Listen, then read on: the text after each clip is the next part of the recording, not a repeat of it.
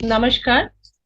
Pranaram Hindi YouTube channel का ये कार्यक्रम वेदांत दर्पण, उस पर आप सभी का स्वागत है। ये एपिसोड 14 में हम लोग चर्चा करेंगे कुछ और विषय में, वेदांत के संपर्क में और उसके रिलेटेड। आज पुनः स्वागत करना चाहूंगी जो स्पीकर है इस कार्यक्रम के, और ऋषि काशी से जुड़े हैं, डॉक्टर गौतम चटर्जी सर का। सर, स्वागत है कार्यक्रम में आपको। धन्यवाद। वेदांत का जो सर ये चार महावाक्य कहा जाता है, वाक्य और महावाक्य, तो इसको महावाक्य कहा गया है। एक तो सर ये बिंदु इस पॉइंट पर भी बोले अगर, क्यों महावाक्य है ये? और ये जो चार है वो मैं भी पढ़ी थी, मुझे जितनी जानकारी है मैं चार महावाक्य बोल देती हूँ। प्रज्ञानम ब्रह्मा, अहम ब्रह्मास्मि, ये दूसरा है। पहला है प्रज्ञानम ब्रह्मा अहम ब्रह्मास्मि तत्त्वम असि, ये तीसरा। और अयम आत्मा ब्रह्म, ये ब्रह्म, ये चार। तो सर ये चार महावाक्य क्यों कहा गया है, या क्यों कहते हैं इसे? आ, और सर इसकी व्याख्या, इसको अगर आप डिस्क्राइब करें कि शुरू से, जैसे अच्छा ये उपनिषद में कहाँ पर है, प्रज्ञानम ब्रह्म कैसे आया, और इस पर सर आप इलाबोरेट करके जिस प्रकार आप समझाते हैं और व्याख्या करते हैं, कृपया आप बताइए सर। जी। आपका बहुत बहुत धन्यवाद संघमित्रा जी। इस चैनल का धन्यवाद कि हम लोग इस बहाने एक अच्छे विषय पर बात कर रहे हैं। हमारे यहाँ माया भी कहा गया है, महामाया भी कहा गया है। जी। हमारे यहाँ पुरुष हाँ। भी कहा गया है, महापुरुष भी कहा गया है ना। जी जी। हमारे यहाँ वाक्य भी कहा गया है और महावाक्य भी कहा गया है। ऐसे ही। हमारे जी यहाँ भाष्य भी हुआ है और महाभाष्य भी हुआ जी। है ना। तो जैसे पतंजलि का महाभाष्य है, वो है आपके महर्षि पाणिनि ने जो अष्टाध्यायी लिखा है, उसका उन्होंने महाभाष्य किया है। तो महाभाष्य। उसको जी भाष्य भी कहा जा सकता था, जी। जी है ना।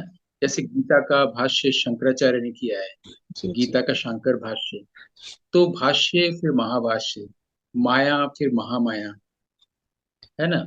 तो ये जी। क्यों महा कहा जाता है, या पुरुष फिर अपौरुषे, ये बहुत सोच समझ के ये कहा सारे शब्द बहुत सुविचारित है। हाँ।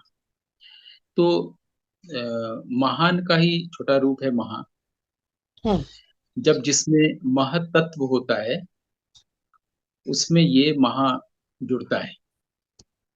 किसी भी चीज में जैसे प्रीफिक्स और सफिक्स होता है ना, ये जी। प्रीफिक्स जो है तभी जुड़ता है जब किसी चीज में महतत्व होता है। कोई महा। भी साधारण वाक्य, जिसको मैं अक्सर बोलता हूँ कि इन जनरल, सभी लोगों के लिए, भीड़ के लिए। जी। और एक होता है इन पर्टिकुलर, इन वो पर्टिकुलर। कुछ लोगों को ही समझ में आता है। 95 और 5% का जो बैलेंस बताते हैं। जी। तो जिस वाक्य में महतत्व विशेष। होता है, हाँ, वो महान वाक्य या महावाक्य कहा गया हमारे। ठीक है। तो वाक्य तो यही है कि मैं कोई बात कह रहा हूं, ये एक वाक्य है। लेकिन अगर इसमें तत्व है, अगर इसमें महत तत्व है, कोई ऐसा तत्व है जो लोक कल्याण के लिए है, जो मौलिक स्वाभाविक रूप से है, जी। और वो शाश्वत वाक्य है कि उसके बाद कुछ बचता नहीं है, अल्टीमेट सेंटेंस अगर कहा जाए, अगर अंग्रेजी बनाया जाए तो, करेक्ट। है ना। जैसे मैं देह हूँ, जी। लेकिन ये नित्य नहीं है। आज है कल नहीं है अभी नहीं है। तो ये वाक्य हुआ। ये लेकिन बात। सूरज है, चांद है, ये नित्य है, आज भी है कल भी है, जब ये देह नहीं रहेगा तब भी है। जी तो इसका मतलब ये कहीं ना कहीं पर कुछ ज्यादा हो गया, ये नित्य हो गया ना, रेगुलर। जी। लेकिन अगर मैं नहीं हूं तो सूरज भी नहीं है, नहीं। तो नित्य होके क्या फायदा। जी जी। है ना। तो कई ऐसे पशु पक्षी होते हैं जिनके लिए एक एग्जिस्ट करता है, दूसरा एग्जिस्ट नहीं करता है ना। तो जैसे चकोर होता है, चातक होता है। अब चकोर के लिए सूरज का एग्जिस्टेंस है, चांद का एग्जिस्टेंस नहीं है। चातक के लिए चांद का एग्जिस्टेंस है, सूरज का एग्जिस्टेंस नहीं है। तो जिस जी। पर हमारा मन रमा होता है, हम्म। प्रेम होता है, तो वहां पर किसी और चीज का एग्जिस्टेंस नहीं होता है। तो नहीं। वही हमारे लिए सब कुछ हो जाता है ना। जी जैसे हम लोग उद्धव और गोपियों की बात जब सूरदास से सुनते हैं, तो वो उनको ब्रह्म ज्ञान देने जा रहे हैं कि मैं ही ब्रह्म हूँ, उसको जानो। गोपियां कह रही कि हमारा ध्यान तो पूरा कृष्ण पर है, हम्म हम दूसरा चीज कैसे जान सकते हैं। अगर सूरज पर फोकस्ड है तो चांद नहीं है हमारे लिए, चांद पर फोकस्ड है तो सूरज नहीं है, हम्म। कृष्ण पर फोकस्ड है तो ब्रह्म ज्ञान पर फोकस नहीं है, है ना। तो किसी एक चीज पर फोकस होता है। अब वो एक चीज क्या है, वो तत्व है या परम तत्व है या नित्य है या नित्य से ज्यादा है, शाश्वत है। ऐसी चीजों का ऐसी चीजों को जब लोगों ने पाया, लोगों ने यानी ऐसे ह्यूमन बींग्स ने पाया जिसकी वो सत्य है, नित्य से भी आगे, और वो शाश्वत सत्य है। हम हो चाहे ना हो ऐसा नहीं, वही हम है। जब इस सत्य को पाया तो उन्होंने इस वाक्य को महावाक्य कहा। ओके। वैदिक ऋषियों ने इसे महावाक्य कहा। और ऐसे कई महावाक्य हो सकते हैं। जैसे वैदिक ऋचाएं जो हैं वो भी महावाक्य हैं, वो अल्टीमेट है। जी। और फिर एक बार हम बताना चाहेंगे कि गोपियों को भी ऋचाएं कहा गया है। हम्म। जो हमारे वैदिक ऋचाएं हैं, गोपियों को भी कहा गया, ताकि लोग कंफ्यूज न करें ह्यूमन फॉर्म से। तो ओके। अगर वैदिक ऋचाएं हमारे यहाँ काफी हैं, उन्हें अगर महावाक्य कहा गया है, तो हम लोग तीन, दो, चार या पांच तक सीमित नहीं हो सकते हैं। हम्म। अब ये जो चार महावाक्य कहे गए हैं वेदांत में, तो उसमें सबसे पहले आता है तत्त्वम असि, जिसको हम लोग मुख सुख के लिए कहते हैं तत्त्वमसि या तत्त्वमसि, है ना। तत्त्वम असि मतलब यू आर दैट। ठीक है। हम्म। मतलब जो सत्य है वही तुम हो, ये संबोधित किया जा रहा है प्रज्ञावान ऋषियों का मनुष्य को, कि तुम ईश्वर हो, तुम सत्य हो, तुम ब्राह्मण हो, तुम ब्रह्म हो। इसी को दूसरे तरह से कहा गया है अहम ब्रह्म, अहम ब्रह्म अस्मि, अहम जी ब्रह्मास्मि। मैं ही ब्राह्मण हूँ, आई एम दैट। तुम ही वो हो, ये मैं ही वह हूँ, मैं ही ब्रह्म हूँ। तो जो तत्त्वम असि है, ये हमारे यहाँ मिलता है हमारे 108 उपनिषदों में, छांदोग्य उपनिषद में। और छांदोग्य उपनिषद बनाया गया है सामवेद के आधार पर। ठीक है। उसी तरह से अहम ब्रह्मास्मि, ये है बृहद आरण्यक उपनिषद में, जो बनाया गया है यजुर्वेद के आधार पर। जी। ठीक है। तत्वमसि जो है वो छांदोग्य उपनिषद से है, जो बना है, अभी अभी मैंने बताया आपको, सामवेद के आधार पर। और अहम ब्रह्मास्मि जो है वो बृहद आरण्यक उपनिषद में है, जो बनाया गया है यजुर्वेद के आधार पर। जी फिर आपने एक और कहा कि प्रज्ञानम ब्रह्म है, प्रज्ञा ही ब्रह्म है। जी। जो प्रमा है, जो ज्ञान है, वही ब्रह्म है। ये बनाया गया है ऐतरेय उपनिषद के आधार पर। ऐतरेय उपनिषद में है, जो ऋग्वेद के आधार पर बनाया गया है। अच्छा। और एक और आपने कहा कि मैं आत्मा ब्रह्म, अयम हम्म। आत्मा ब्रह्म, हम्म। है ना। तो ये किस उपनिषद में है, ये आपको मैंने बताया सामवेद हो गया। ये अथर्ववेद अथर्ववेद के से। आधार पर है। हम्म। हाँ, ये अथर्ववेद से है। और पिछला वाला जो था वो प्रज्ञा को जो ब्रह्म कहा गया है, वो ऋग्वेद के आधार पर है। ठीक है, हो गया। और अथर्ववेद के आधार पर जो उपनिषद तैयार किया गया है, वो मांडुक्य उपनिषद है। मुंडक उपनिषद भी है, मांडुक्य उपनिषद भी है। शंकराचार्य के जो गुरु थे आचार्य गौड़पाद, उन्होंने मांडुक्य उपनिषद का भाष्य किया है। उन्हीं से शंकराचार्य जी ने वेद की शिक्षा दी थी। ठीक है, यहाँ तक पूरा क्लियर हो गया कि ये चार जो महावाक्य है किस उपनिषद में है और वो उपनिषद किस वेद के आधार पर है। जी। क्लियर हो गया।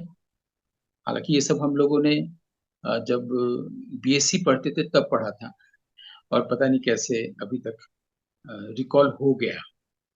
क्योंकि किताबी पढ़ाई अगर रिकॉल ना हो तो ज्यादा अच्छा है, हम कितना रियलाइज कर रहे हैं ये ज्यादा इंपॉर्टेंट है। अब हम लोग सीधे आ जाते हैं 8 अगस्त 2023 में, कि आज इस पल हम लोग क्या रियलाइज कर रहे हैं, कि मैं ब्रह्म हूँ, या तुम ही ब्रह्म हो, आत्मा हो, या प्रज्ञा ही ब्रह्म है ना। इन चारों महावाक्य को हम लोग कैसे समझते हैं लॉजिकली, रीजन से, या क्या हम इसको इंट्यूटिवली भी फील कर सकते हैं। क्योंकि जैसा कि हम लोग इसके पहले बात कर चुके हैं कि हम किसी चीज को समझने जाते हैं तो उसका डिवाइस क्या होता है, माइंड। और हम जानते हैं कि वो माइंड जी। है ना। माइंड या थॉट है, और जिसके आधार पर हम लोग कुछ भी करते हैं, समझते हैं, देखते हैं, सोचते हैं। ठीक। माइंड के आधार पर अगर हम ये समझने जाएंगे कि मैं ही ब्रह्म हूं, तो क्या समझेंगे ब्रह्म के बारे में, जो मैं हमारे पास इमेज होगा, है ना। मैं तो जानता हूं कि मैं हूं, इसको तो खूब समझते हैं हम लोग। मैं हूं, मैं ऑस्कर विनर हूँ, मैं ये हूँ मैं वो हूँ। हर चीज में मैं हूँ तो आता है। लेकिन जरा उससे पूछा जाए, जब तुम सोए रहते हो और सपना देखते हो, तब वो मैं कहाँ चला जाता है जी। उस वक्त। तो तुमसे पूछा जाए कि अ, रात में 11 बजे से 6 बजे तक सोए हो, 2:27 पर क्या कर रहे थे, हम्म। नहीं बता सकते मैं, है ना। अगर घड़ी लगा के सोओगे तो भी तुम नहीं देख के बता सकते हो, भी घड़ी ही नहीं, भूल जाओगे तुम घड़ी। यहाँ तक तुम अपनी बॉडी को भी लेके नहीं जाते हो सपने में या नींद में। जी। सूरज चांद को भी हम लोग लेके नहीं जाते हैं। जो लोग दिन में देर तक सोते हैं, वो लोग, अगर कहा जाए बाहर सूरज है तो कहाँ है, उनके नींद में तो सूरज नहीं है, चांद नहीं है। हम्म। यानी जब हम लोग नींद में होते हैं, सपने में होते हैं, तो जो सूरज चांद जो नित्य है, अपना जो शरीर जो अनित्य है, किसी भी चीज को हम लोग लेके नहीं जाते हैं। वहां पर वो मैं हूँ कहाँ रहता है। इसका मतलब है कि वहां पर मैं हूँ होता ही नहीं है। मैं जी। है ही नहीं है, अहम है ही नहीं है, या अहंकार है ही नहीं है, ईगो है ही नहीं है। लेकिन जब सुबह जागते हैं और कहते हैं कि नींद बहुत अच्छी हुई, सपना बहुत अच्छा देखा, मन कर रहा है उसी में और रहें, ये कैसे पता चला। इसका मतलब ही मेरे भीतर कोई और सत्ता है जो उस वक्त अविकेंट था, जी। है ना। तो कबीर साहब कहते हैं कि कौन सोता कौन जागे रे, उत्तर दे रहे हैं तन सोता ब्रह्म जागे रे। जी। मतलब ब्रह्म जागता है और तन सोता है, और हम सोए रहते हैं, हमें पता नहीं चलता कि कहाँ क्या हो रहा है। बाहर कोई माचिस उठा के ले गया सिर के पास से, पता नहीं चलता है। वो जो ब्रह्म है जो जागता रहता है जब हम सो रहे होते हैं, वो महावाक्य कह रहा है कि वो ब्रह्म मैं ही, या वो महावाक्य कि वो ब्रह्म तुम ही, you are that, I am that. लेकिन इसको हम कैसे समझे, अगर हम अवेकेंट रहेंगे कि चलो हम सोते नहीं, देखते हैं कि मैं जो सो रहा हूँ, तन जब सोएगा तो मैं जागता रहूंगा, तो मैं हमेशा जागते ही रहूंगा, सो ही नहीं पाऊंगा ना। जी। यानी हम कुछ कर नहीं सकते। यहाँ पर फिर माइंड आ गया, यानी माइंड हमें हेल्प नहीं कर रहा है। माइंड से जब भी हम समझने जा रहे हैं कि मैं ब्रह्म हूँ, या मैं ही वो हूँ, इसे तो हम समझ नहीं पा रहे ना माइंड से। यानी ये डिवाइस जो है फेल्योर है, इनकॉम्पिटेंट है। यानी हमको पहले इस डिवाइस को अलग रखना पड़ेगा, putting aside this device which is called mind या थॉट। जब माइंड नहीं रहा तो हमारा क्या अस्तित्व रहा क्योंकि हम तो हाँ। माइंड बिना रह नहीं सकते। क्योंकि मुझे लगता है कि एक इंसान का जो एज ओल्ड फ्रेंड है, जिसके साथ सबसे ज्यादा उसका एसोसिएशन है, वो है माइंड। वो दूसरों को भले ही बोलता है तुम मेरे अच्छे दोस्त हो, बहुत लंबे समय से दोस्त हो, बिल्कुल नहीं। माइंड के साथ उसका एसोसिएशन 35,000 साल से है। वो बिल्कुल। उसका सबसे अच्छा दोस्त है, और अचानक से वो माइंड को छोड़े कैसे? हम्म। अगर ये कहा जा रहा है कि माइंड जो है अनुपयुक्त एक उपकरण है, डिवाइस है, जिससे आप हम्म। ये नहीं समझ सकते कि ब्रह्म क्या है, तो बिल्कुल। आप समझेंगे फिर कैसे? और इस डिवाइस को हम हटा भी नहीं सकते हैं क्योंकि बहुत ही पुराना दोस्त है हमारा। जी। है ना? तो हम लोग पिछले एपिसोड्स में ये सब बात करते आए हैं कि जब हम लोग इस पल में होते हैं, जो गुजरता हुआ नहीं है, जो शाश्वत है, और पूरे बीइंग से, अपने पूरे अस्तित्व से जब हम यहाँ होते हैं, तो हम लोग थॉट में नहीं, नहीं। माइंड में नहीं होते हैं। ये अभी, यानी कि अगर अभी 5 बजने जा रहा है और 8 अगस्त 2023 है, तो इस पल में अभी हम लोग यहाँ हैं। अभी ठंड लग रही है, गर्मी लग रही है, पंखा चल रहा है, पंखा नहीं चल रहा है, धूप आ रही है, जो कुछ भी यहाँ है अभी है, और ये बीतता हुआ नहीं है। यानी जी। हम कुछ सोच नहीं रहे। जैसे ही सोचेंगे तो हम इस पल से हट जाएंगे, और जैसे ही इस पल में आ जाएंगे तो सोच हट जाएगी। इस जी। पल में हम जो हैं वही ब्रह्म है। कुछ वही। करना नहीं पड़ेगा उसके लिए हमें। ये नहीं भी नहीं करना पड़ेगा कि यू आर दैट और आई एम दैट। लैंग्वेज या सिंटैक्स भी सेंटेंस का नहीं बनाना पड़ेगा। हम्म। जब हम अभी होते हैं इस शाश्वत पल में, तो हम वही होते हैं, आई एम दैट। न तो हम नींद के आदमी होते हैं, ड्रीम के, न तो हम वेकिंग के आदमी होते हैं उस वक्त। Neither a man of waking nor a man of dream, हाँ। Neither this nor that. अब जिसको दैट कहा जा रहा है वो इस दिस और दैट से ऊपर हो गया। कैपिटल टी से शुरू हो गई ये that. That with A capital T, ऐसी बोलते हैं ना भाषा में। उसी जी। तरह से उन लोगों ने संस्कृत में इसको, वाक्य को महावाक्य कहा, क्योंकि इसके आगे कुछ नहीं है। ठीक है? तो हाँ। हम लोगों ने इस वाक्य को कैसे अप्रोच करे वो हमने देखा। और जब तक हम इसको नहीं जानते थे, तब तक वो अज्ञान था। अब जो ये जानना हुआ, ये जो ज्ञान है, यही ब्रह्म है। वो प्रज्ञा ही ब्रह्म है। जी। किसी एपिसोड में मैंने कहा था, योग वासिष्ठ की एक लाइन है कि शिष्य प्रज्ञेव बोधस्य कारणम गुरु वाक्यतः। वहां पर महावाक्य नहीं है। शिष्य प्रज्ञेव बोधस्य कारणम गुरु वाक्यतः।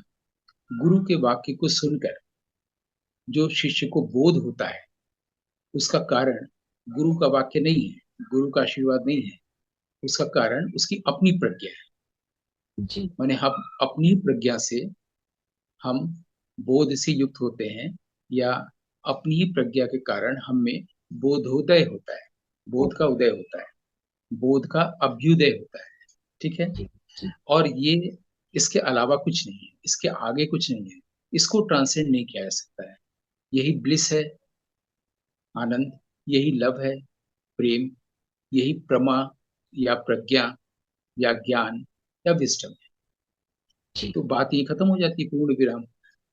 क्योंकि इसके आगे जब कुछ है ही नहीं है, हमको सीधे सीधे रियलाइज करना है।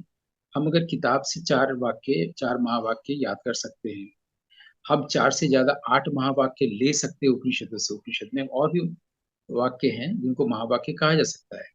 जैसा कि मैंने कहा कि वेद की सारी ऋचाएं ही महावाक्य है ना? जैसे हम लोग जो बोल रहे हैं, जो वाक सूक्त है ऋषि वागंभृणी का, वही महावाक्य है। 4 सूक्त हैं, वो चारों महावाक्य है। लेकिन पर्टिकुलरली इन चारों को इसलिए कहा गया कि अभी हम लोग सिर्फ इस पर फोकस कर रहे हैं, क्योंकि वेद से ही तो लिए हाँ। गए हैं उपनिषद, है ना? तो हम लोग इन चारों को समझने की कोशिश कर रहे हैं। आप देखिएगा, चारों एक है। चारों एक। मैं जो ब्रह्म हूँ वो आत्मा है, मैं जो आत्मा हूँ वो ब्रह्म है, मैं ही ब्रह्म हूँ, तुम ही वो हो। चारों एक ही बात आ गई ना? जी। जी। लेकिन हम लोग, पिछले एपिसोड मैंने कहा था कि हम लोग को सबसे पहले भाषा पर काम करना चाहिए, भले ही माइंड पर काम ना करें। जी। जी। भाषा पर काम कैसे करना चाहिए? हम लोग हमेशा अनुपयुक्त भाषा बोलते हैं, और जो वाक्य का गठन करते हैं वो, उसका सिंटैक्स सही नहीं होता। सिंटैक्स का मतलब है करेक्ट वर्ड नहीं बोल रहे होते हैं। एक तो किसी फीलिंग के लिए करेक्ट वर्ड नहीं बोल रहे होते हैं। दूसरा है कि उस शब्द को हम खुद समझ नहीं रहे होते हैं, महसूस नहीं कर रहे होते हैं, और हम लोग बोल जाते हैं। जी। जैसे कि संघमित्रा जी, आपने अभी जो ये बात कही, उससे मेरी आत्मा दुखी हो गई। तो ऐसी आत्मा तो मैं नहीं होना चाहूंगा ना, नहीं। जिसको मैं ब्रह्म कहूँ। हम्म। ठीक है, आपने इतनी अच्छी मुझे रबड़ी खिला दी कि आत्मा मेरी प्रसन्न हो गई। तो ये कैसी आत्मा है जो रबड़ी खाने से प्रसन्न होती है ना? तो इसका मतलब है कि हम लोग सही शब्द नहीं बोलते हैं। बिल्कुल, आत्मा तो है अब ही आत्मा नहीं ये। गीता में लिखा हाँ। हुआ है, आत्मा गीता में लिखा हुआ है, तो उस आत्मा को भी जान लिया है। ठीक है, और ये भी बोलते हैं कि हम तो अजर अमर है, आत्मा मरती नहीं है। ये सब सुने हुए वाक्य हैं। जी जी। ये कभी भी वाक्य नहीं बन सकते हैं। अगर ऐसी भाषा में सोचने वालों से कहा जाए कि तुम ही वो हो, यू आर दैट, तत्वमसी, तो उसको भी वो समझेगा है, क्योंकि उसके लिए तो आत्मा रबड़ी खाने वाला है, या किसी के कहने पर दुखी होने वाला है। यानी वो माइंड को आत्मा कहता है। जी। ठीक। अच्छा, अब मन की बात देखिए। इंसान जो भीड़ की भाषा है उसकी बात कर रहे हैं। वो कहता है कि आज मेरा पढ़ने का मन नहीं कर रहा है। जी। ठीक। आज मेरा वेदांत दर्पण का ये एपिसोड देखने का दिल नहीं कर रहा है। अब देखिए, एक और शब्द आ गया, दिल या हृदय। उधर वो कहा जा रहा है, कृष्ण कह रहे हैं कि मैं सबके हृदय में बसता हूँ। हम्म। अब वो हृदय क्या है और ये हृदय क्या है? और हृदय के लिए जो एक वो डायग्राम बनाते हैं, वो कार्डियोवैस्कुलर ऑर्गन का बनाते हैं, जहां पर भाव का, ईश्वर का, कृष्ण का, वेद का से कोई लेना देना नहीं है। वो सिर्फ बिल्कुल। ब्लड को ऊपर से नीचे भेज रहा है। यानी फिर बिल्कुल। गलत बोलते हैं। यानी हृदय कुछ और है, हम किसी और को हृदय कहते हैं। आत्मा कुछ और है, हम उसको आत्मा कहते हैं। मन कुछ और है, हम किसी और को मन कहते हैं। किसे मन कह रहे हैं, किसे हृदय कह रहे हैं, किसे आत्मा कह रहे हैं, किसे परमात्मा कह रहे हैं, सोच समझ के कोई बोलता नहीं। इसलिए मैं इसको कहता हूँ भीड़ की भाषा। बिल्कुल। ऐसी भाषा का सिंटैक्स, यानी कि शब्दों का सही गठन, वाक्य विन्यास हमेशा गलत होगा। और ऐसी भाषा बोलने वाला व्यक्ति, भले ही वो बहुत पढ़ा लिखा हो, बहुत अच्छे पोस्ट पर हो, लेकिन वो हमेशा सुपरफिशियल होगा, वो हमेशा मीडियोकर होगा। भले ही बिल्कुल। वो किसी देश के बहुत बड़े पोस्ट पर हो, प्रोफेसरशिप के बहुत बड़े पोस्ट पर हो, ठीक है, लेकिन वो जरूर मीडियोकर या सुपरफिशियल। लेकिन आर्ट में अगर आप देखिए, एक आर्टिस्ट अगर अपनी मौलिकता के साथ है अपने आर्ट में, तो वो सुपरफिशियल नहीं होगा। नहीं। जब वो आर्ट वर्क कर रहा होगा, तो उसमें इतना तल्लीन है कि बिल्कुल। उसमें और ब्रह्म में कोई अंतर नहीं रहेगा। ये डीप स्लीप की तरह होता है। जैसे आदमी डीप स्लीप में होता है, तो उसको कुछ पता नहीं रहता है पूरी दुनिया का। तब वहां बिल्कुल। पर वो एक बहुत ही, उस समय जो उसकी आत्मा है, इन ट्रू सेंस, वो बहुत ही सेटल हो जाती है। और जब स्लीप में ड्रीम है तो बहुत सेटल हो जाती है। स्लीप में जब ड्रीम नहीं है तो सेटलिस्ट हो जाती है। सूर्य में। और जो लोग कहते हैं कि आत्मा को हम देख नहीं सकते, ईश्वर को देख नहीं सकते, सच बात है। लेकिन क्यों नहीं देख सकते, इसको भी जरा साइंटिफिकली हम लोग को सोचना चाहिए। जो चीज स्थूल होगी वो हमारी आंख को दिखाई देगी। वो जी। जितना सूक्ष्म होती चली जाएगी, हमारी आंख से वो ओझल होती चली जाएगी, है ना? तो हाँ। बहुत सारे कीड़े मकोड़े पतंगे हम लोग को दिखते हैं। कई बार बहुत छोटा भी एक कीड़ा दिखता है, जब हम लोग लेटे रहते हैं, बहुत छोटा, उससे छोटा हो जाए तो नहीं दिखेगा। तो जो हाँ। सूक्ष्म होता है वो दिखाई नहीं पड़ता है। जो दिखाई नहीं पड़ता है, इसका मतलब ये नहीं कि वो होता नहीं है। बिल्कुल। बिल्कुल ये सर। बहुत समझने की जरूरत है। तो ईश्वर अगर दिख नहीं रहा है का मतलब ये नहीं है कि वो नहीं है। ठीक है। तो अगर कोई किसी चीज का, कोई चीज दिख, अदृश्यम लोपः, या लोपस से अदृश्यम, ये हमारा एक वाक्य महर्षि पाणिनि ने लिखा है कि अगर कोई चीज अदृश्य है तो इसका मतलब ये नहीं उसका लोप हो गया है। कोई चीज दिख नहीं रहा है, ईश्वर अगर दिख नहीं रहा है, इसका मतलब ये नहीं कि वो नहीं, उसका लोप हो गया है। बिल्कुल। ये वो कह रहे हैं अष्टाध्यायी में।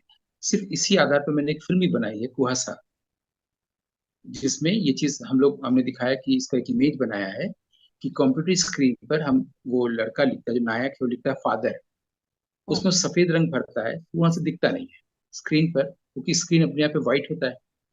अगर आप व्हाइट कैनवस पर व्हाइट कलर का कबूतर बनाए उड़ता हुआ, तो नहीं दिखेगा, है ना? तो अगर आप लैपटॉप के या अपने जो सिस्टम है उसका जो स्क्रीन है, उसमें आप कोई शब्द लिखिए, उस पे आप रंग व्हाइट भर दीजिए तो व्हाइट स्क्रीन पे व्हाइट नहीं दिखेगा। बिल्कुल। लेकिन अगर आप उसमें रेडिंग डाल देंगे तो पूरा लाल रंग का दिख जाएगा फादर। तो फिल्म में मैंने ये इमेजरी लिया है कि वो दिख नहीं रहा है, तो इसका मतलब नहीं कि वहां पर वो शब्द लिखा हुआ नहीं है। जैसे ही बिल्कुल मैंने उसमें काला या लाल रंग दिखाया, वो आ गया क्योंकि वहां पर वो है। है। वैसे ही ईश्वर भी हमें दिख नहीं रहा है, इसका मतलब ये नहीं कि उसका लोप हो गया है, जैसा कि जी महर्षि पाणिनि कह रहे हैं। वो है, वो हमें दिख नहीं रहा है, वो इतना सूक्ष्म है। आप उसमें जब अपना रंग डालते हैं तो दिख जाता है। हम अपना रंग कैसे डालें? अपने इस रियलाइजेशन का रंग डालें कि हम माइंड नहीं है, हम अनित्य नहीं है, हम वो हैं जो सूरज और चांद को कमांड कर रहा है, वो सब कुछ कर रहा है। जब हम इस चीज से रंगते हैं तो वो जो सूक्ष्म है वो हमारे सामने दिख जाता है। फिर हमको आंखों से जो कुछ भी दिखता है वो सब कुछ में वही दिखता है। वही दिखता है। बिल्कुल सही इसीलिए है। हमारे यहाँ जो ध्यान जेन होके बाहर गया और ताओइज्म आया, उसमें 3 लाइन कहा गया है कि शुरू में पहाड़ है, फिर पहाड़ नहीं है, फिर पहाड़ है। मतलब शुरू में हमको पहाड़ नदी संसार दिखता है इन आंखों से जहाँ माइंड एक्टिव है। फिर जब हम अंतर जगत में जाते हैं तो बाहर की दुनिया छूट जाती है, पहाड़ नहीं है। फिर जब अंतर जगत से हम प्रकाश लेके आते हैं और बाहर देखते हैं, फिर पहाड़ है। अब हमारी प्रकाश का वो पहाड़ है, हमारे प्रकाश उसे रिफ्लेक्ट कर रहा है पहाड़ में, नदी में, समुद्र में, इंसान में, छिपकली में, गौरैया में, गिलहरी में, सब जगह वो मेरा ही आत्म प्रकाश है। पहले पहाड़ है, फिर पहाड़ नहीं है, फिर पहाड़ है। 3 लाइन में उन्होंने पूरा ज्ञान दे दिया, है ना। बिल्कुल सर। तो जब हम इस रंग से, ज्ञान के रंग से उस सूक्ष्मता को देखने जाते हैं तो इतना स्थूल हो जाता है, फिर हमारे मन में समा नहीं पाता, इतना विश्व ब्रह्मांड में ही फिर वो है ना। बिल्कुल। अभी तक तो हम भीतर गए तो आत्मा को जाने, अब वो आत्मा पूरी विश्व ब्रह्मांड में है, जिसको ब्राह्मण कहा गया है। जिसको कॉस्मिक लेवल पर समझा गया उसको ब्राह्मण कहा गया वेदों में, और जिसको सूक्ष्म स्तर पर कहा गया वो आत्मा कही गई है। लेकिन हम आत्मा या परमात्मा या ब्राह्मण को बुद्धिज्म और महावीर के दर्शन में तो ये भी नहीं है कि आत्मा जब हो गया तो हो गया, उसमें फिर परम आत्मा की बात ही नहीं है, है ना। लेकिन हम लोग इस आत्मा या ब्रह्म या दैट को कभी भी अप्रोच नहीं कर सकते माइंड से, और आदत पड़ी हुई है हमें माइंड से देखने की। बिल्कुल। अभी भी जो हम लोग बोल रहे हैं, इसको जो लोग सुन रहे हैं, वो माइंड से समझने की कोशिश कर रहे हैं, जी इसलिए वो कभी नहीं समझ पाएंगे। उससे ईगो की खाल या ईगो की दीवार और मोटी हो जाएगी, और जो है ज्ञान और हमारे बीच जो पर्दा है वो और ज्यादा ओपेक हो जाएगा। हम्म। जैसे ठाकुर यानी कि रामकृष्ण ने परमहंस जी से, उनके पास ही बैठा हुआ एक व्यक्ति ने पूछा था कि मुझ में और ईश्वर में कितनी दूरी है। तो उन्होंने वो तो सारी बातें अपने आसपास की वस्तुओं से समझाते थे, जो जी। उनकी भाषा थी, जिस भाषा में वो पले बड़े। उनके पास एक गमछा रखा था, उन्होंने अपने और उस आदमी के बीच में गमछे को ऐसे तान दिया, बोला हम्म। इतनी दूरी है। बस इसमें जो ये पर्दा है सत्य के ऊपर, पर्दे को खाली हटाना है। जी। ये जो पर्दा हमने टांग दिया है गमछे का, मेरे और तुम्हारे बीच जितनी दूरी है इस गमछे के कारण, बस इतनी दूरी है, हट जाएगा तो कोई दूरी नहीं। कोई दूर। और इसी को हमारे ऋग्वेद में कहा गया है कि हमारे यहाँ ज्ञान पर माया का पर्दा है, बस जी। माया को हटाने की जरूरत है। जी। हम लोग एपिसोड 10 में ये समझे थे कि माइंड इज माया, जी। जी। जी। ठीक है। उसको तब तक महामाया नहीं है जब तक कि माइंड है। माइंड जैसे ही जाती है, फिर प्रकृति या माया पुरुष की फॉलोअर हो जाती है, अनुगामिनी हो जाती है। जी। फिर पुरुष जैसे जैसे चलता है वो उसकी के अनुसार वो चलने लगती है, हम्म। प्रकृति या माया या महामाया। और इस दृष्टि से हम ये कह सकते हैं, एक महावाक्य रच सकते हैं कि इंसान जो है वो लॉ ऑफ नेचर को भी ट्रांसेंड कर सकता है। हम लोग बोलते हैं ना, जब तक हम लोग शरीर में हैं प्रकृति के नियम को अतिक्रमण नहीं कर सकते, नहीं उससे कर। उत्तरण हमारा नहीं हो सकता, हम ट्रांसेंड नहीं कर सकते, है ना। लेकिन जैसे ही आप इस पल में होते हैं, और अब आप जब टाइम में नहीं होते हैं, माइंड में नहीं होते हैं, तो आप प्रकृति के नियम को ट्रांसेंड कर गए। कर दो। तो आपने जो 4 महावाक्यों के बारे में ये जानना चाहा, तो मैंने एक भूमिका पहले बनाई, प्रस्तावना होता है ना, प्रीफेस, कि पहले अप्रोच कैसे करें। अगर आपको लगता है कि ये स्पष्ट हो गया है तो हम लोग आगे बढ़ सकते हैं इस एपिसोड में, अगले एपिसोड में, या फिर हम लोग एक एक करके और समझ सकते हैं, जैसा आप कहें। You are the host. जी सर, आप जैसे भी। इस चैनल के लिए तो होस्ट हैं, मेरे लिए उस प्रकाश का ही प्रकाश है, प्रकाश का ही रिफ्लेक्शन है। इसलिए कोई भेद नहीं है। वी आर इनसेपरेबली वन, कोई सेपरेशन नहीं है, सेंस ऑफ सेपरेशन चला गया है। बहुत सुंदर। बहुत ही सर, आप मतलब प्रैक्टिकली उसको कह रहे हैं, और हर क्षण में वेदांत को जी रहे हैं, और हम्म। वेदांत ही बन गए हैं, मैं इतना ही कहना चाहूंगी।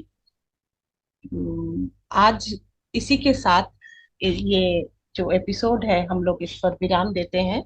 मिलते हैं अगले एपिसोड नंबर 15 में। Thank you so much. बहुत बहुत धन्यवाद सर। नमस्कार।